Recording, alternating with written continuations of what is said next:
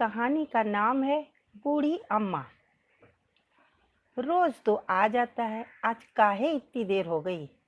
आज तो मालकिन बहुत गुस्सा होंगी, पर क्या करें, बिटिया के लिए बेर भी तो लेने हैं। बिना लिए जाएंगे ना तो बिटिया उदास हो जाएगी। मालकिन का गुस्सा सह लेंगे, लेकिन बिटिया का चेहरा उदास नहीं होने देंगे।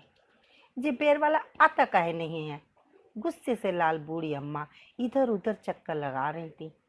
थोड़ी देर बाद सामने से बेर का ठेला आता दिखाई दिया। गुस्से से भुनभुनाती हुई बूढ़ी अम्मा ने बेर वाले को दो बातें सुनाई और बेर लिए।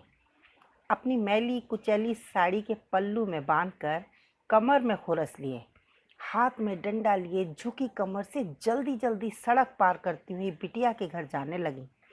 घर पहुंचकर दरवाजे की घंटी बजाई। दिव्या ने दरवाज़ा खोला।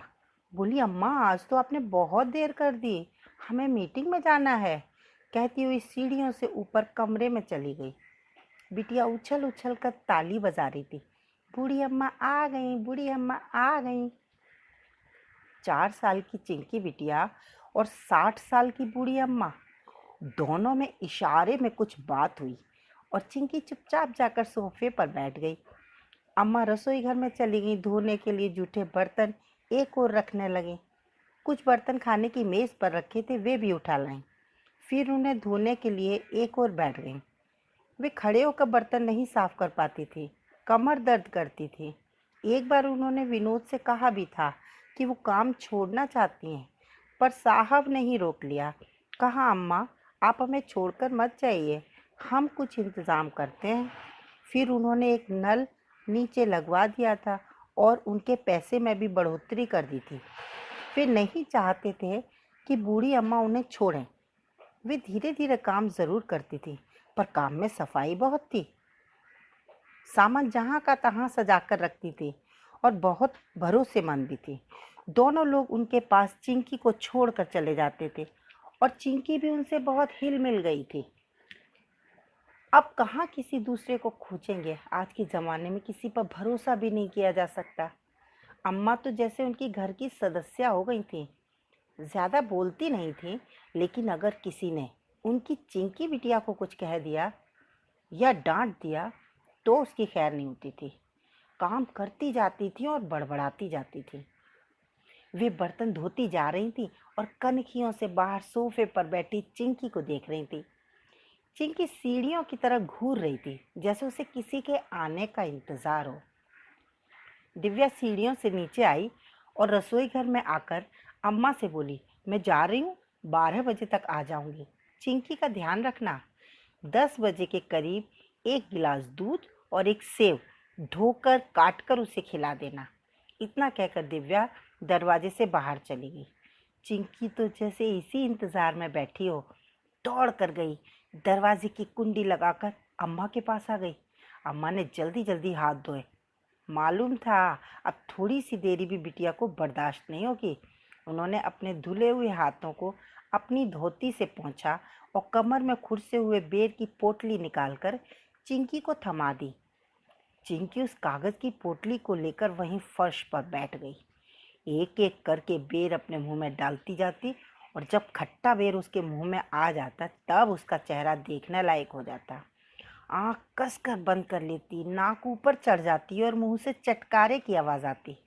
बूढ़ी अम्मा की तो हंसी छूट जाती। कहती, बिटिया बेर अच्छा है? और बिटिया कहती, आहा खट्टा खट्टा। और बूढ़ी अम्मा बलिहारी जाती उस पर।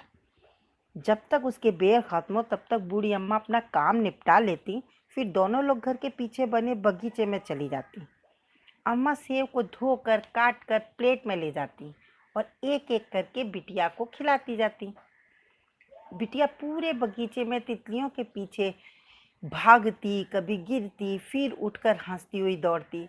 धूल मिट्टी में गंदी होने के बाद दोनों घर के अंदर आते। फिर अम्मा चिंकी को नहलाती, साफ कपड़े पहना देती, क्योंकि दिव्या के आने का समय हो जाता था। दिव्या अगर धूल मिट्टी में सनी हुई चिंकी को देखेगी तो चिल्ला चिल्ला कर सारा घर सिर पर उठा लेगी। दिव्या के आ जाने के बाद जब अम्मा जाने लगती तो चिंकी उनका हाथ पकड़ लेती। फिर अम्मा धीरे से कान में कहती, तेरे लिए बेर लेने जा रही हूँ, कल आऊंगी। चिंकी खुश होकर उन्हें जाने देती और कल का इंतजार करने लगती। आज दिव्या बहुत परेशान थी।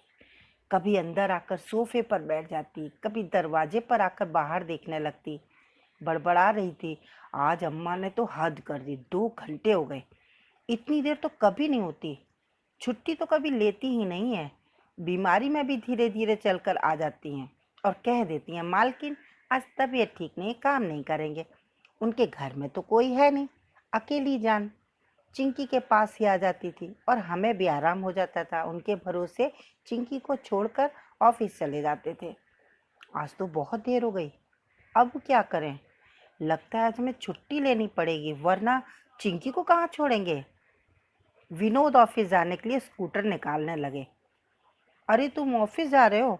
हाँ हाँ, जाओ जाओ, तुम्हें क्या, सारी जिम्मेदारियां तो हमारी ही हैं, हमें ही रुकना पड़ेगा ना। अरे नहीं नहीं, आज जाना बहुत ज़रूरी है। ऐसा करते हैं, हम अपने साथ चिंकी को भी ले चलते हैं। रास्ते में अम्मा आती हुई मिलेंगी तो चिंकी को उनके साथ घर भेज देंगे। ऐसा कहकर दिव्या अंदर गई, अलमारी में से चिंकी की एक फ्रॉक निकाली, उसे पहनाई, जूते पहनाए, बाहर आकर ताला लगाया। तीनों स्कूटर पर बैठ गए, आगे बढ़े। निगाहें अम्मा को ही ढूंढ रही थी। आगे चौराहे पर भीड़ लगी हुई थी। विनोद किनारे से स्कूटर लेकर जाने लगे। अचानक उन्होंने स्कूटर रोक दिया। दिव्या बोली, क्या हुआ? चलो, देर हो रही है। विनोद ने एक आदमी से पूछा, भाई भीड़ क्यों लगी है, क्या हुआ? वो बोला, एक्सीडेंट हो गया है, एक बुढ़िया मर गई। विनोद और दिव्या दोनों ने चौंक कर एक दूसरे की तरफ देखा, फिर भीड़ को चीर कर वहां पहुंचे। देखा, बूढ़ी अम्मा सड़क के बीचों बीच पड़ी हैं और उनके सिर से ढेर सारा खून निकल रहा है। विरोध तुरंत बूढ़ी अम्मा के पास जाने लगे। तभी एक पुलिस वाले ने उन्हें रोक दिया। कहा, आप आगे नहीं जा सकते, ये पुलिस केस है, पहले पोस्टमार्टम होगा। आप जानते हैं ना। पुलिस दिव्या और विनोद से पूछताछ करने लगी। तभी चिंकी की नज़र बूढ़ी अम्मा पर पड़ी और वो दिव्या से हाथ छुड़ाकर भागी। विनोद और दिव्या जब तक कुछ समझ पाते तब तक तो चिंकी बूढ़ी अम्मा के पास पहुंच चुकी थी और बूढ़ी अम्मा आ गई, बूढ़ी अम्मा आ गई कहकर उनकी कमर में खुरसा हुआ पैकेट निकाल लिया। वहीं उनके पास सड़क पर धम्म से बैठ गई और एक एक करके बेर खाने लगी। ये देखकर पुलिस वाला सकपका गया। विनोद और दिव्या का मुंह तो खुला का खुला रह गया। चिंकी के मुंह में खट्टा बेर आया तो बूढ़ी अम्मा की तरफ देखकर बोली, आहा, खट्टा खट्टा। सारी भीड़ इस दृश्य को देखकर भाव विभोर हो गई। दिव्या ने विनोद के कंधे पर सिर रख लिया, आंखों से आंसुओं की धारा बह निकली। इस हकीकत को देखकर उसकी आत्मा अंदर से तड़प उठी। कहते हैं, माँ और बच्चे का रिश्ता पहली सांस से होता है, इसलिए अटूट होता है। लेकिन बूढ़ी अम्मा का रिश्ता तो चिंकी से अंतिम सांस का था, जो चिंकी ने महसूस भी किया था। उन दोनों का ये रिश्ता तो शायद माँ के रिश्ते से भी कहीं ऊंचा था।